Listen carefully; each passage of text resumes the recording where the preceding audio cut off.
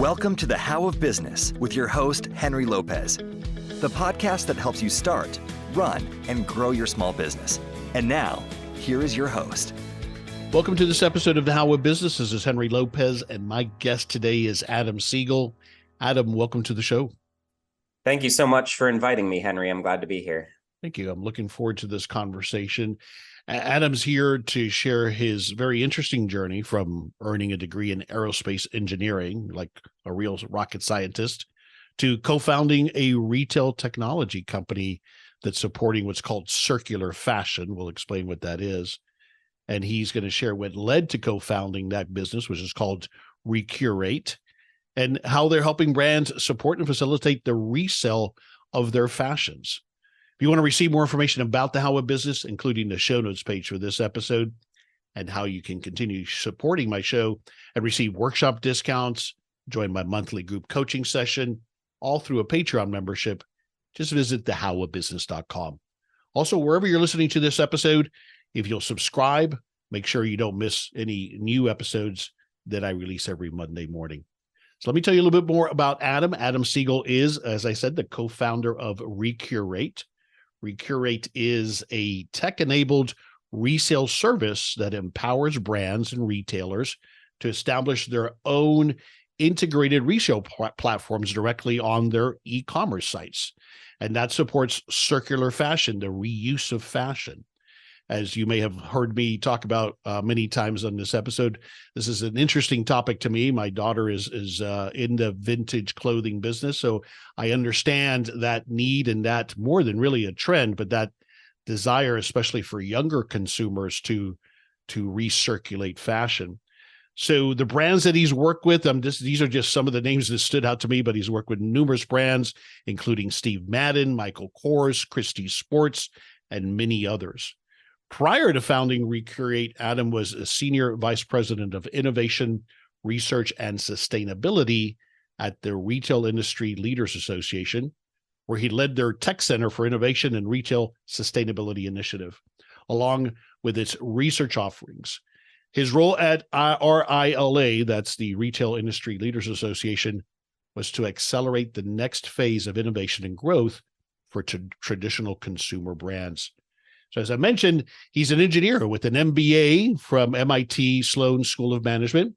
And so Adam previously consulted for numerous companies in the retail, transportation, and energy sectors. He has experience with government and nonprofits like Environmental Defense Fund, and he has worked with the private equity firm KK&R and their portfolio of companies. He lives in the Washington, D.C., Baltimore area. Adam Siegel, welcome to the show. Again, thank you, Henry. I'm excited to be here. Absolutely. A great background, interesting background. Of course, as everybody I'm sure notices, is you studied this thing called Aerospace Engineering, and then you didn't go into aerospace engineering, did you? No, I didn't. But that's right. You know, what young boy growing up in the 80s and 90s wouldn't want to be in aerospace engineering? So I pursued that path up until just after grad school, where I transitioned into business. Why? What a question. Well, I'm always and have always been a very big picture thinker, but the work that I did in aerospace was very specific. It's an industry for which projects are multi-billion dollars, multi-decade, and everyone who works on a specific project, whether it's to design a new airplane or spacecraft or mission to wherever you can imagine, has a very small role in such the large project. And it never really sat right with me.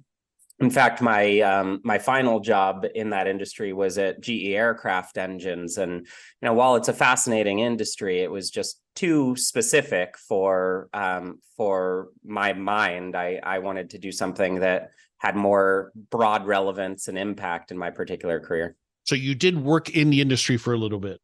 I did. I worked at GE. I worked at NASA for a bit as well, but never found that the specific day-to-day really struck my passion. Did this, do you think, start to emerge even while you were in school, or was it not until you were actually in working in the industry that it started to hit you? One of my best friends while I was still in grad school getting my aerospace degree said to me that I would be a good business person. It's funny that that had absolutely never crossed my mind. My mom was a real estate agent and my dad was in government for 30 plus years. And so, being in business, especially the way I am today, was just not really part of the equation. But once he said that, I actually enrolled in my first business class. And it was at that point where I started realizing that there's more opportunity. The world is larger than what I had initially focused in aerospace. So your parents are thinking or telling everybody our son, the rocket scientist, and now he's doing something in retail that we don't understand. That has to have been quite a conversation there with them. Yeah, I'd say so, but maybe the other way around. I think they understood less of what I was doing in aerospace than they do in retail today. Good point. This at least is an industry for which everyone has experience. If you've ever shopped, and I think that's everyone, you at least have some intuition for how this industry operates. So when you made the shift over into retail, nonetheless, you were working for others. Was it around that time, though, that you're thinking I might want to do my own thing, or when does that start to enter the picture? Well, I've also always been entrepreneurial at really every phase of my journey, both in school and since graduating. I'd been interested in entrepreneurship. Even in high school, I started little online businesses when the internet was first emerging in the early 90s. I remember in college, I would apply to business case competitions to start up businesses. I'd sit down with friends and brainstorm ideas for what we could start together. And then when I was in the working world, I would be what some people call an entrepreneur. I built new products, new offerings, both in consulting and since then. So I've always had the itch and the interest, but this is the first full-on business that I've had the opportunity to build. Yeah, that's interesting. And then how did you come to, because you have a co-founder, so how did that come to happen that you started it with a co-founder? That's right. Yeah. His name is Wilson Griffin. We met during my days at the Retail Industry Leaders Association. You mentioned earlier, that's a trade association that represents larger retailers, mainly in the US. And Wilson at that time was working for a retailer. He was working for Gap. So I'd known him for several years. We'd interacted a good amount. But interestingly, once I started on my journey of entrepreneurship, I posted something on LinkedIn. He happened to see that and respond to it and said, "Hey, I've been interested in entrepreneurship as well. I want to start something too." So we struck up a series of conversations, and surprisingly, maybe interestingly, we both came up with almost the exact same idea at the same time. Really? I remember I shared some slides of what I was considering, and he shared a use example of what he was considering. And I turned to him and I said, I could have written it exactly how you put it down. Wow. We had the exact same idea. So you definitely connected on that vision. And then what else do you think is critical to, as you advise others that might go into partnership with the co-founder? What else did you consider that led you to say, yes, this is somebody I want to go into business with? Well, first of all, I think it's very important that you find someone who you've known for a while. I just can't imagine having gone on this journey with someone for which we didn't have an existing relationship. Second, as I think about what we've now done together, the root of it and the very beginnings when we did first decide to work together came from what I would define as just a very methodical approach. He was methodical, I was methodical. We put together a list of what our respective responsibilities would be, how we would define the equity compensation and vesting between us. There's so many little and big things that you need to consider as you're going into business with someone. And I just appreciated that he had such a methodical approach for that. And I've seen that approach is valuable time and again throughout all the ups and downs that we've had over the last several years. Sure. Yeah. You both probably are very analytical. Obviously, your engineering background and that leads to it as well.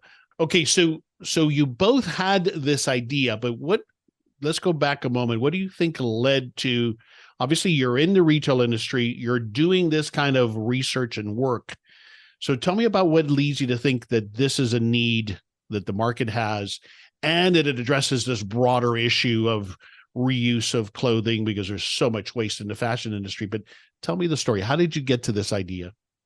Well, we talked a lot about my early days in aerospace, but I did in 2006 and 2007 begin to transition into a new career in sustainability. And it was actually based on a book that I had read called Cradle to Cradle. If anyone's come across it, it's a very worthwhile read, especially for someone who's interested in the environment, sustainability, and also the intersection with business. But that really got me excited about this next phase in my career. And so when I landed at the Retail Trade Association, my first role there was in sustainability, helping retailers become more sustainable. That was in 2010. And over the course of the 8 years that I was at RELA, I saw the growth of third-party resale marketplaces like ThreadUp, The RealReal, Poshmark, eBay, of course, Depop.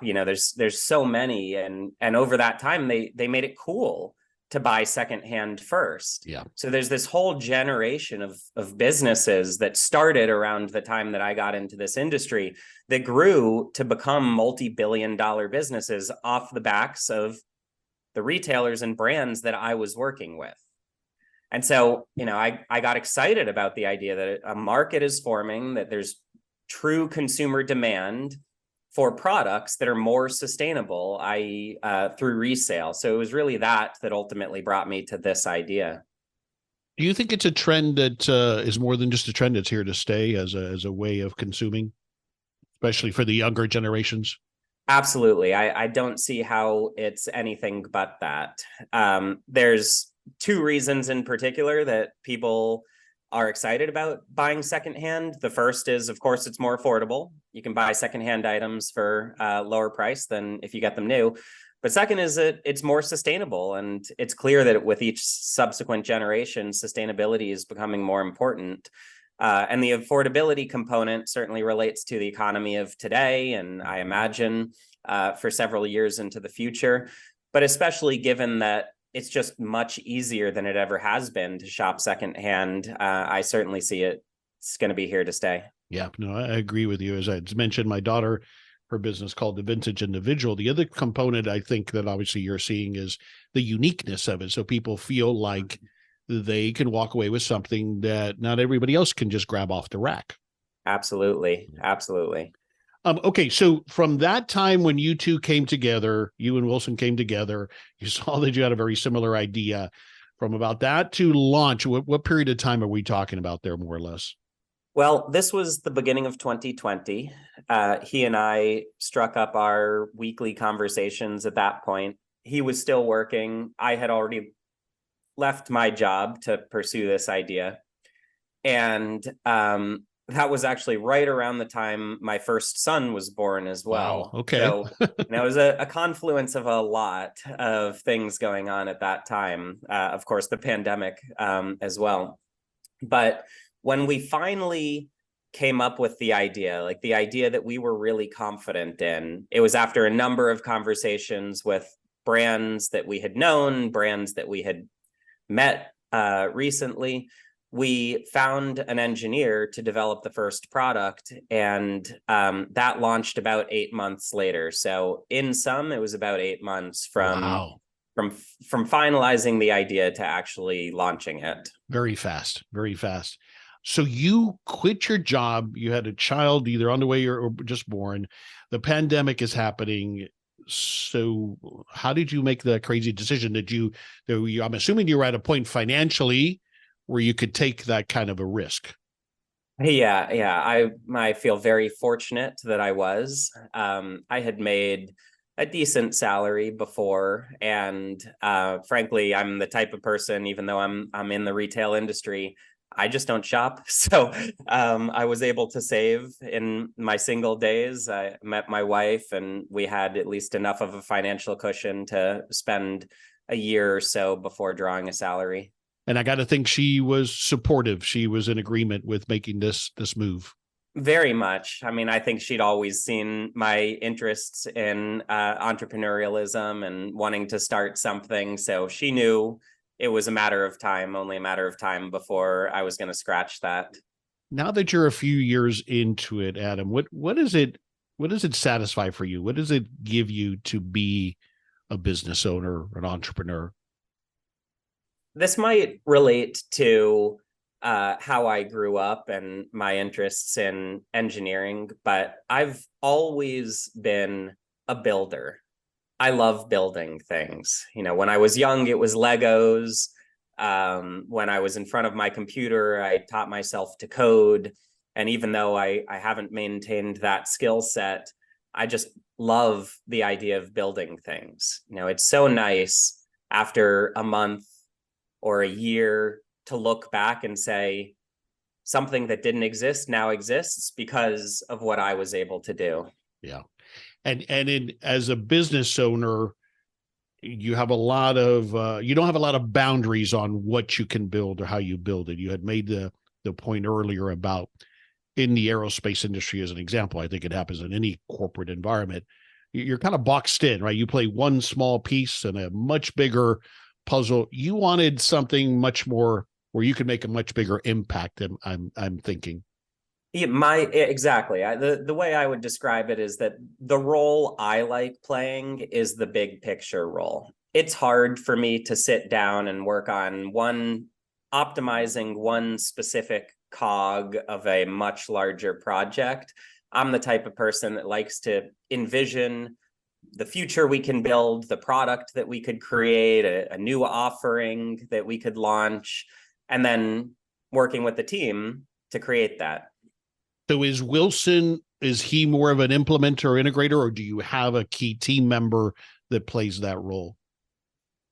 My role is the chief product officer. So I oversee the vision for the product, kind of what it is that we're trying to build over the next 3 to 6 months, and then translate that vision to our engineering team, who are the ones that actually build it.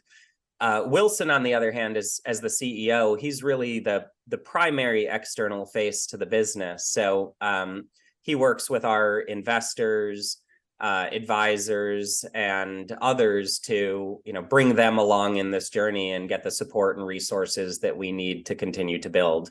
And who's leading sales and marketing?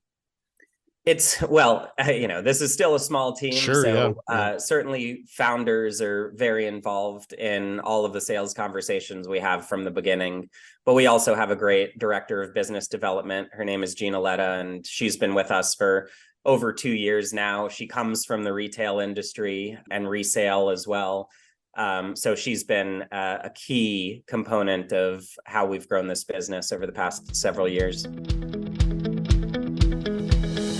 This is Henry Lopez with a brief break from this episode to share a special offer from our new show sponsor, Relay. Relay is an online banking and money management platform for small business. As a small business owner, you need banking that's truly built for your small business. No more fees, no minimum balances, no more bookkeeping problems come tax season, and no more branch visits to complete basic banking tasks. Now you can take control of your money with Relay, an online banking and money management platform that puts you in complete control of your cash flow. First, there are no account fees, no overdraft fees. and no minimum balances, which means you get to keep more of your hard-earned money. And Relay is the official banking partner for Profit First, so you can set up multiple checking and savings accounts and automate their percentage-based allocations using smart transfer rules. Relay also allows you to make unlimited payments via ACH, wires, or checks, earn interest on every spare dollar with Relay savings accounts, provide secure, read-only access to your accountant and bookkeeper, and speed up bookkeeping with reliable bank feeds that sync directly into QuickBooks Online and Xero.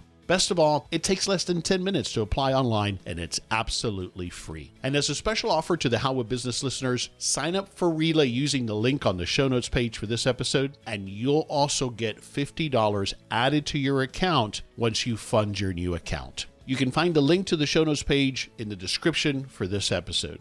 Relay customer deposits are FDIC insured through their partner bank, Thread Bank, member FDIC. Please see the show notes page for this episode at thehowofbusiness.com for more details. All right, let's do the next layer, deeper dive on what this solution is. So let's start at a high level again and summarize, what does Recurate do? How does it work? Explain that to us to the next level of detail, if you would, please. Of course. So we're a technology provider, basically software, online software that integrates with e-commerce websites. So if you think about your favorite e-commerce website, maybe that's Steve Madden or Michael Kors or another favorite brand that you go to, we power a new experience directly on that website.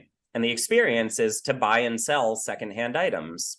So if you have a secondhand handbag from Michael Kors, for instance, you bought it from their store, you bought it online, and you're no longer using it, you can go back to michaelkors.com, you can list it for sale, and then that will appear on their website. Someone else can come along and buy it off of you. So you can think of it like a mini eBay directly on that brand's website. And that model is what you call peer-to-peer, right? On That's correct. Peer-to-peer or customer to customer. Exactly. Mm-hmm. It goes directly from the first customer, we call them the seller, to the next customer, we call the buyer. So if I was an e-commerce retailer, you're providing me that plugin, for lack of a more eloquent definition, that has all of the algorithms, all of the technology to facilitate that transaction.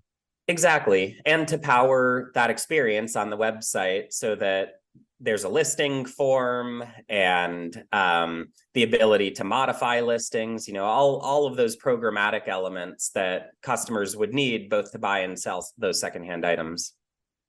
Then you have the take back model. So explain that. That's right. So we have found that some brands are interested in opening up their stores to take back items. Again, let's just think about Michael Kors for a minute. If you have a secondhand Michael Kors handbag that you're no longer wearing, you could list it online for that peer-to-peer experience, or you could bring it back to their store.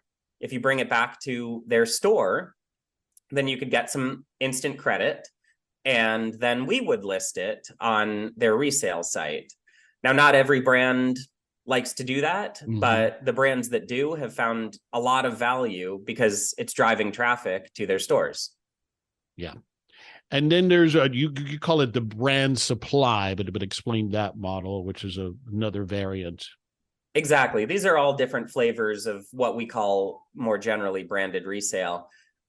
In the brand supply model, we've found that some of the retailers that we work with have come to us and said, hey, we have some excess inventory from prior seasons or slightly damaged returns. Maybe there's a Steve Madden pair of sneakers that was worn once before it was returned. So they can't restock that and sell it as new.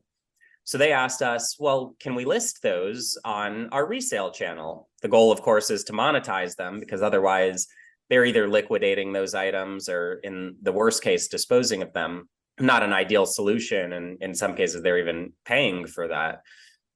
So we said, yeah, of course, let's try it. And we started that last year. And what we found is that not only is it a great way to monetize those items, because they can sell them for, in some cases, 80% of the retail value, but it's also a great way to double the GMV of their resale programs almost overnight. The GMV stands for gross merchandise value, basically the value of the items that sell through their resale channels. Got it. Now, across all of these variants, Adam, is the component of authentication of this item, the actual condition of the item. So do you offer a service there as well, or is that up to the retailer? That's a great question. And that was honestly one of the first things that we thought about when we started this business. You know, like I said, both Wilson and myself come from retail backgrounds, and we knew that if we were going to enable this experience on brands' stores, it has to be significantly elevated from what you see in third-party marketplaces like Poshmark and eBay. And so that manifests in several ways. One is just the visual aesthetic of these experiences. You know, the pictures, the imagery, the descriptions, the filtering, et cetera, they all have to be on par with those brands' e-commerce websites because there's a reputation they need to uphold. But then also it relates to the quality and authenticity of the goods that are actually being listed and purchased through the resale program. So absolutely, we thought about that since day one, and we've built a number of features into our core offering that enable authentication of the items that are listed for sale. So explain to me at a high level how that works. Do these items come physically to a location that you operate to do that step? So with regard to proxy authentication, there's several elements built into the product. The first is that you can only list items that you've previously purchased because we have access to your purchase history. Right. So if you have a Steve Madden pair of boots, you can go back to Steve Madden's website, log in, you'll see your purchase history, and you can select that item. You have to provide imagery of that item, as well as a brief description. And then that listing will come to Recurate, and we will actually review that listing against the brand's SOPs, standard operating procedures, certain elements. So we look at your pictures, the pictures of the item that you posted. In some brands, we ask for a serialized serial number or something like that can further authenticate. And then in addition to that check, the final check is at the end of the process. Once the item's sold, we email the buyer and we ask them to confirm the condition and authentication of the item. So in that particular case, we don't actually touch the item, but we have nor does the retailer. So there it is truly peer-to-peer that you're facilitating. I have the boots. I'm going to send them now to the new buyer. You'll check with that buyer to say, hey, was it good? Exactly. So we have several elements built into the whole end-to-end process that can check. And again, that's why we call it proxy authentication. We're not physically touching the item, but that does help ensure the authentication of the pair of boots that you're receiving. And then, so then are there other levels where you do provide the physical authentication, or is that how it's done, is by proxy? Exactly. We have two other forms of authentication as well. So different brands require different levels of authentication. The second is what we call remote authentication. Some brands are now building in digital IDs. They're basically serialized QR codes into each individual item. And we have several partnerships that enable us to read those QR codes and match them to that specific item. So that is a way we can remotely confirm authentication. And then the final is what you described earlier on, physical authentication. Now, the brands that we work with today don't require that, but we do have partners that will be able to collect inventory and use experts to authenticate the items before they're listed for resale. I got to assume then that those levels are part of what then influences the cost of your technology for each of these clients, right? That's one of the components, I'm assuming. Exactly. I mean, one of the things that we're really here to do is to reduce the costs associated with building a resale program. So Recurate is digital only. We're asset light. We don't collect any of the inventory, to your point. And that is how we're able to maintain very reasonable fees. But if a brand does require physical authentication or just generally the physical collection of goods, then there's an additional cost built into the model that would fall back on the brands. Excellent. So ideal clients, you've kind of given me some examples, but how would you describe the ideal client at this point with the current offering? Who's the ideal client for Recurate? It's interesting. When we first started this company, we had a very specific idea of our customer profile, who we were trying to target, Sure. the brands.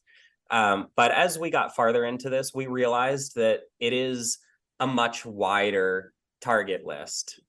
Every time someone asks me if a brand would be good to own their own resale program, the first thing I do is go to eBay and just search for that brand. Interesting. And inevitably, you're going to find hundreds, thousands, tens of thousands, if not more, products being bought and sold for that particular brand. And so that's usually the best indicator for whether or not it's a strong program. What we tend to say is that brands that sell more than $10 million online of inventory each year, or brands in certain product categories, certainly fashion, that includes apparel, handbags, footwear, accessories, etc. But sporting equipment, outdoor gear, kids and baby, toys, there's a number of categories for which there's already very vibrant resale markets, and those are the ones that we tend to target. Right. That's the greenfield there, and there's no doubt. But it's as I'm thinking about this, and I've thought about it before, certainly this is not new to you, I got to think this is an opportunity also for these brands to take some control over this resale market that's happening, whether they're engaged or not in it, right? Well, exactly, Henry. That's exactly how we describe it to brands, and that's how they see it themselves. When they go to third-party resale markets, like the ones that we've been talking about, and they search for the brands themselves, they're not very excited about how their brands are all kinds of brand online. dilution going on there. Yeah, absolutely. I mean, as a brand, any consumer brand, you're really trying to maintain an image. But if you go to these third-party marketplaces, you have no control over that.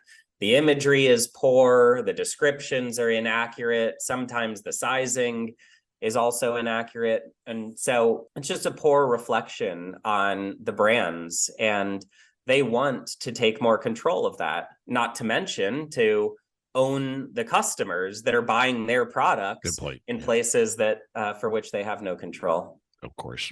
All right, a couple of questions back to the beginning. How did you fund the initial launch?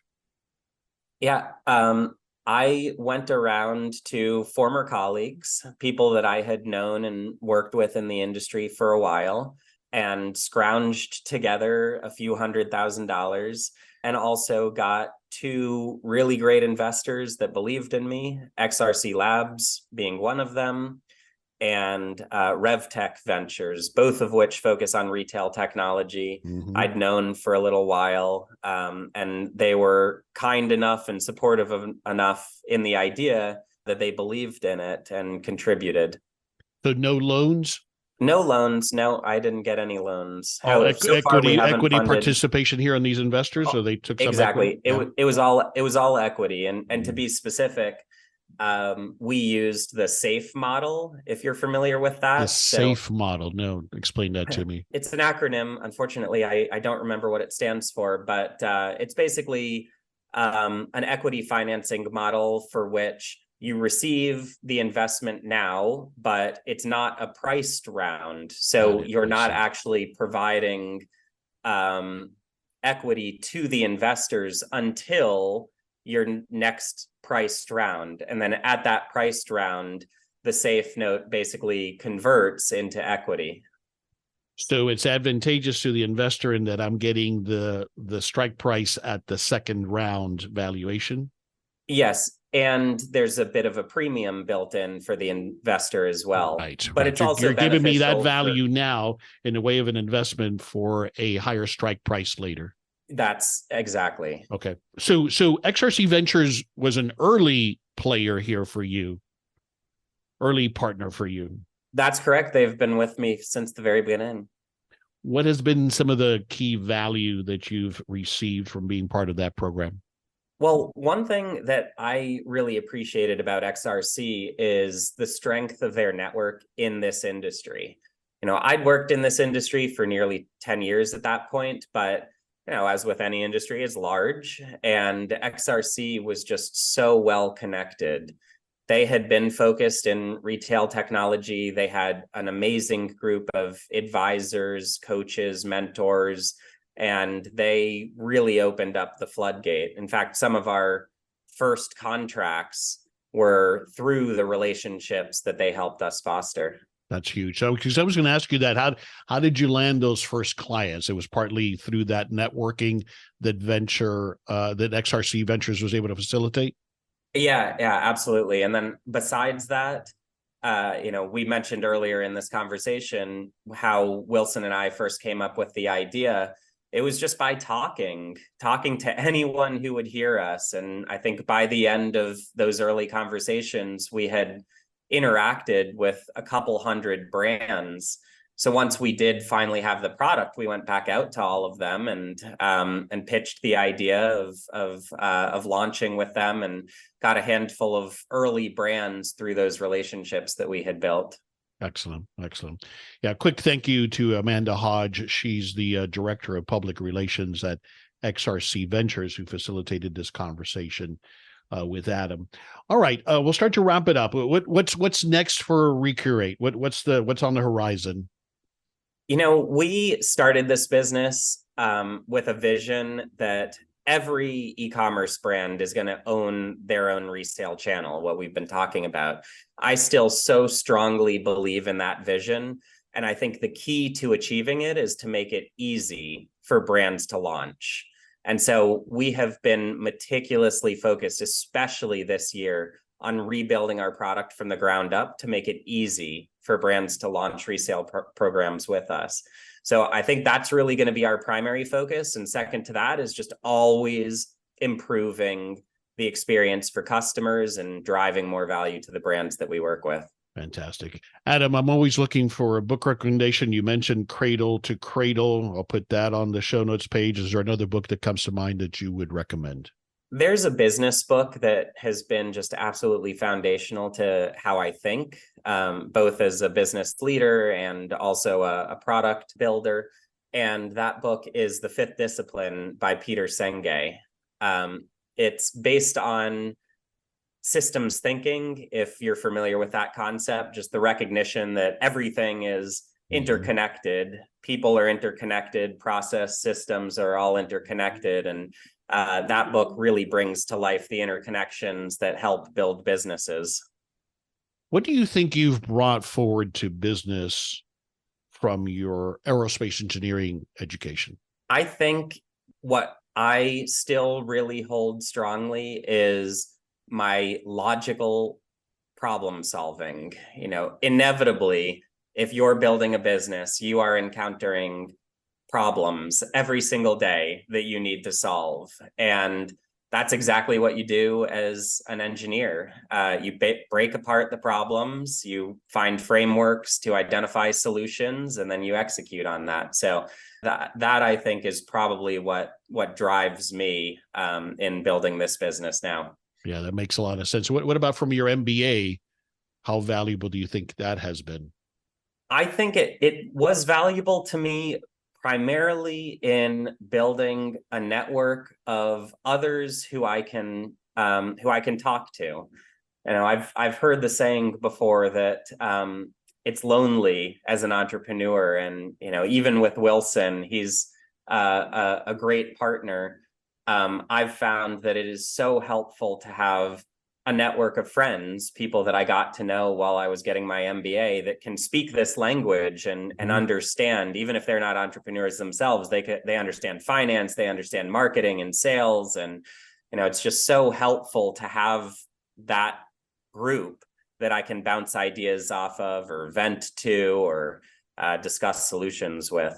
Yeah, no, that's huge. And you're absolutely right. I think it is a lonely pursuit. That's the other thing that an accelerator program like XRC Ventures brings to the table, is that connection with other people who understand, either have been through it before or are going through some of the same challenges. I think that's huge to have as an entrepreneur. Absolutely. All right, let's wrap it up. What's one thing you want us to take away from the conversation that we've had? Obviously, we've discussed your launching of Recurate. So from that perspective, launching a business like this, what's one thing you'd want us to take away from the conversation? I'd say focus on the fundamentals. At the end of the day, a business needs to be profitable. And I think even if you get early success with investors and you're able to invest in a team and a product, you have to keep your eye on the ball of getting revenues above costs. Absolutely. Well said. Where do you want us to go to learn more about Recurate? You can go to our website at recurate.com, or I'd encourage you to reach out to me, Adam at recurate.com. And it's RECURATE.com. That's right.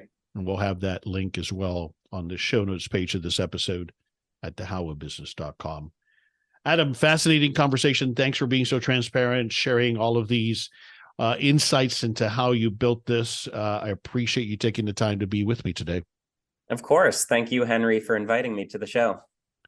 This is Henry Lopez, and thanks for joining me on this episode of The How of Business. My guest today again was Adam Siegel. I release new episodes, as I mentioned, every Monday morning. You can find the show anywhere you listen to podcasts, including at the How of Business YouTube channel and my website, thehowofbusiness.com. Thanks for listening. Thank you for listening to The How of Business. For more information about our coaching programs, online courses, show notes pages, links, and other resources, please visit thehowofbusiness.com.